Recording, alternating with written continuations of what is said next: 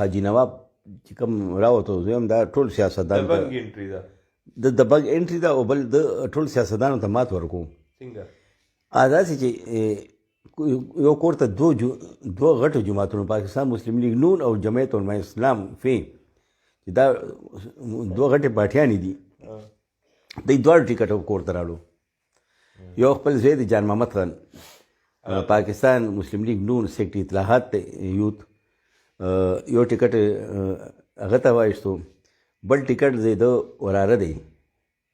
اختر منیر کاری اختر منیر حقانی یو جمعیت ټیکټ هغه ته وایستو دا ډېر لوی دغه دی سیاست دی ډېر لوی مفاهمت دی او دویم چې څومره سیاستدان چې دي په نوښار کې ټوله ته د مات ورکو په سیاست کې خپل سیاسي چالو کې او کم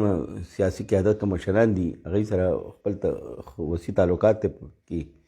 او یو نوی دغه د اضافه د حاجي نواب چې د په نوښار سیاست کې حالانکه د 2018 نه د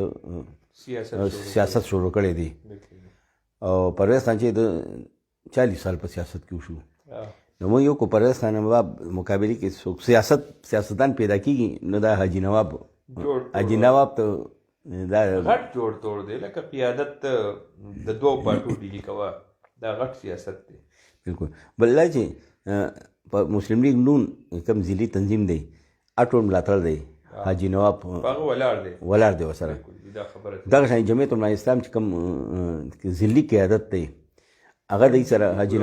نواب دی مدرسه ده هلته بالکل هلته کور کې مدرسه ده او مدرسه جمعیت اسلام ده په کې څو زرګونو ماشومانانو هلته علم حاصلوي نو زرګونو ورکران خو یې زره هلته دغه کې خپله دي په مدارس کې نو ډېر وسیع ووټ بینک هم دی او دوه جماعتونو الاینس هم جوړ کړی دی بالکل نو حاجي نواب چې دی نو بل موږ نور کو جمعیت اسلام ډېر زیات تقریبات شوي دي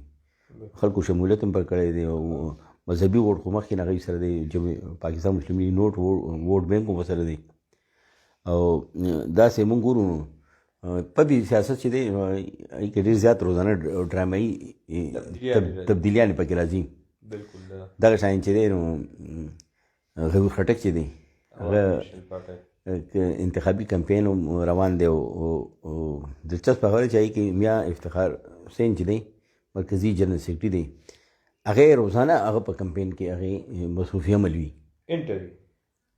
داخلي پکې خلکو سره رابطې کوي باقاعده ملا کارکنانو ملا چې دا اډبوي همت ورته سیوا کوي او